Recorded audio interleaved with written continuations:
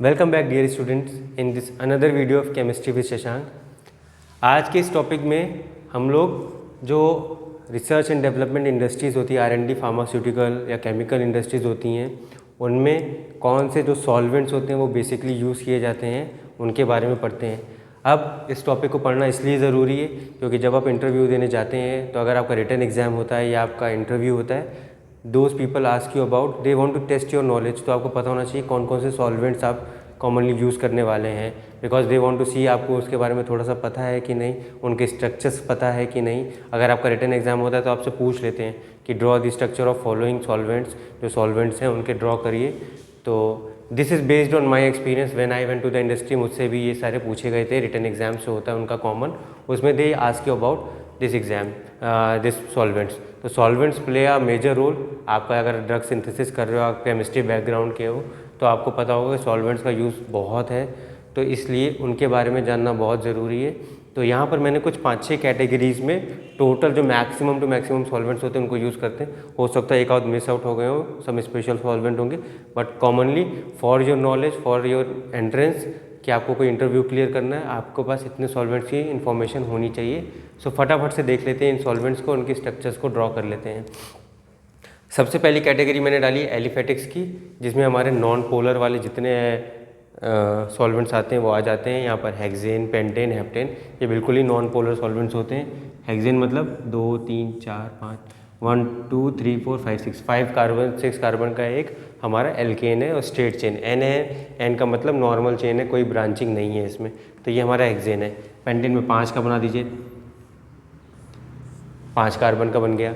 Heptane में 7 का बना दीजिए, 1 2 3 4 5 6 7। तो दीज आर आपके एलिफेटिक्स। तो इनको एलिफेटिक्स की कैटेगरी में डाला जाता है, और ये सारे के सारे क्या होते हैं, हमारे नॉन पोलर होते हैं। जितने ज़्यादा कार्बन के नंबर बढ़ते चले जाते हैं उतना आपका पोलैरिटी कम होती जा रही है, नॉन पोलर कैरेक्टर आपका बढ़ता जाता है। Octane will be much more non polar as compare to this thing. ठीक है, तो ये आपके एलिफेटिक्स में आते हैं। अब एलिफेटिक्स में हमने क्या कर दिया है, क्लोरीनेशन कर दिया है। क्लोरीनेशन करने से इनको क्या होता है, आपका क्लोरीनेशन से आपकी ये इनकी पोलैरिटी चेंज हो जाती है और ये आपके नॉन पोलर से पोलर में आ जाते हैं, तो दे बिकम समवॉट पोलर। और ये इनके अंदर क्लोरीनेशन होने से इनके अंदर मिक्स करने की प्रॉपर्टी ज़्यादा होती है, आप डिज़ोल्व इजीली कर सकते हैं मैक्सिमम नंबर ऑफ़ कंपाउंड्स को, तो इसलिए हमने ये बनाया गया। वेरी हैज़ार्डस होते हैं अपनी स्किन वगैरह के लिए, उसके लिए मैं इनको और एक जो हैज़ार्ड्स की बेसिस पे एक कैटेगरी और वीडियो बना दूंगा, जिसमें इनके वेस्ट की कैटेगरी भी समझाऊंगा आपको कि कौन से वेस्ट में जाते हैं। बट अभी के लिए हम लोग सॉल्वेंट समझते हैं। DCM शॉर्ट फॉर्म में आपको बहुत कॉमनली यूज़ होता है जब आप इंडस्ट्री में जाते हैं। DCM दिस इज़ डाइक्लोरोमीथेन होता है। डाइक्लोरोमीथेन है तो हमारा मीथेन है। मीथेन के स्ट्रक्चर में ये हमारा मीथेन का स्ट्रक्चर होता है, जिसमें एक कार्बन से 4 हाइड्रोजन लगे होते हैं। अब हम क्या करेंगे, 2 जगह से क्लोरीन लगा देंगे, तो दिस इज़ अपना CH2Cl2, ये हमारा डाइक्लोरोमीथेन होता है। DC सिमिलर वे में डाइक्लोरोइथेन है। यहाँ पर एक Cl इधर लगा दीजिए, एक Cl इधर, यहाँ H, यहाँ H, यहाँ H, यहाँ H। ठीक है, तो डाइक्लोरोइथेन। ट्राइक्लोरो में 3 क्लोरो लग जाएंगे, टेट्रा में 4 क्लोरो लग जाएंगे इथेन में। So this is what trichloro and this are chlorinated solvents. इनका बल्क बहुत ज़्यादा, वेट बहुत ज़्यादा होता है, because of the density of chlorine बहुत ज़्यादा होती है, तो ये आपके बहुत हैवी होते हैं। साथ साथ क्या होता है, ये बहुत ही ज़्यादा रिएक्टिव होते हैं अपनी स्किन के लिए और हमारे लिए हैज़ार्डस होते हैं, but they can dissolve, they become polar. तो यहाँ नॉन पोलर से पोलर अगर बनाते हैं, so that many of the compound, maximum compound get can easily mix in them, तो यहाँ पर ये बनाया जाता है। तो ये है आपके एलिफेटिक्स और क्लोरीनेटेड हो गए हैं एलिफेटिक्स। अब आ जाते हैं एरोमेटिक्स, मतलब बेंजीन से रिलेटेड है। बेंजीन से रिलेटेड में बहुत कॉमनली यूज़ किया जाता है हमारा टॉल्यूइन, और टॉल्यूइन का ही भाई होता है एक एक्स्ट्रा CH3 और लगा दीजिए, ज़ाइलिन। तो टॉल्यूइन आपका बहुत इजी होता है, इसका जो बॉइलिंग पॉइंट होता है बहुत कम होता है, तो इसको हम लोग बहुत जल्दी यूज़ कर सकते हैं टॉल्यूइन को। ये भी आपको जितने भी नॉन पोलर कंपाउंड्स होते हैं उनको इजीली डिसॉल्व कर सकता है। तो we use toluene also as one of the most commonly used aromatic solvent. Ketones में सबसे कॉमन होता है एसीटोन, जिसको प्रोपेन-टू-ओन बोलते हैं IUPAC की नोमेनक्लेचर में। ये आपका रिंसिंग में थोड़ा सा इकोनॉमिकली चीपर होता है, तो इस वजह से इसको रिंसिंग वगैरह में, वॉशिंग वगैरह में, ग्लासवेयर के वॉश करने में, क्योंकि ये वाटर को तुरंत ही ड्राई आउट कर देता है और हमारे कंपाउंड्स को ईजिली क्लीन करता है और इसका वॉलेटिलिटी बहुत ज़्यादा होती है।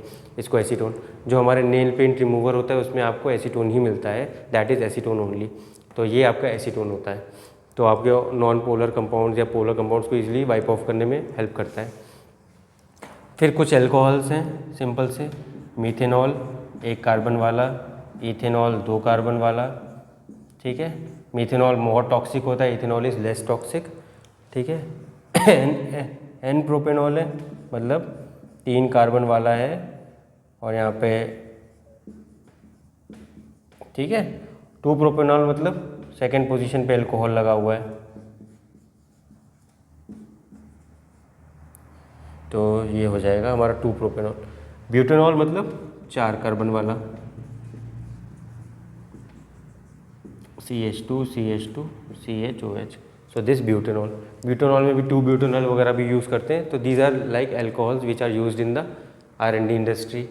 अब ईथर्स में हमारा एक ही ईथर यूज़ होता है, बहुत ज़्यादा।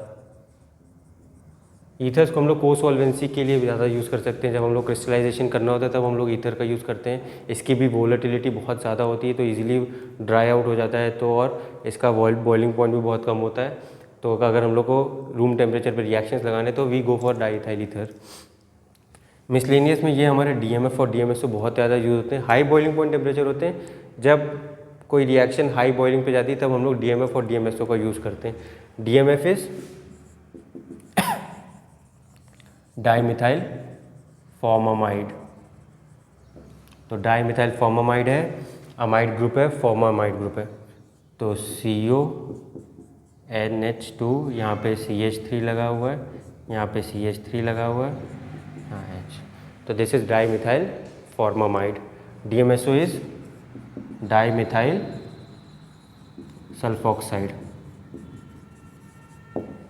इनकी सबसे बड़ी कमी होती है कि दे कैन नॉट भी बहुत जल्दी ड्राई, वो बॉइलिंग पॉइंट बहुत ज़्यादा होता है, तो इनको रिमूव करना एक बहुत बड़ा कमरसम जॉब हो जाता है, वाटर की वॉश कर करके इनको रिमूव किया जाता है, तो वो एक प्रॉब्लम है इनकी। अदरवाइज अगर हाई बॉइलिंग को टेम्परेचर पे रिएक्शन करनी है तो वी कैन यूज़ देम।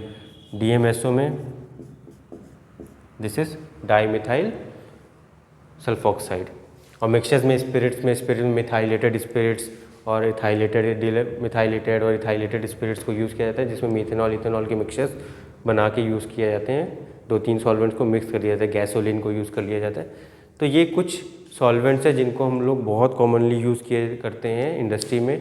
और आपके एंट्रेंस, जब आपका रिटन एग्ज़ाम होता है एंट्रेंस किसी भी इंडस्ट्री के लिए, और आप अगर फ्रेशर हैं तो उस कंडीशन में आपको नहीं पता होता है, तो you should know these solvents. आपको स्ट्रक्चर्स पता होने चाहिए, आपको पता होना चाहिए कौन से नॉन पोलर हैं, ये नॉन पोलर्स हैं, ये पोलर हैं, ये नॉन पोलर हैं, ये मिक्स होता है, ये मैक्सिमम कंपाउंड्स को अपने अंदर डिज़ोल्व कर सकता है, वॉशिंग में बहुत हेल्पफुल होता है।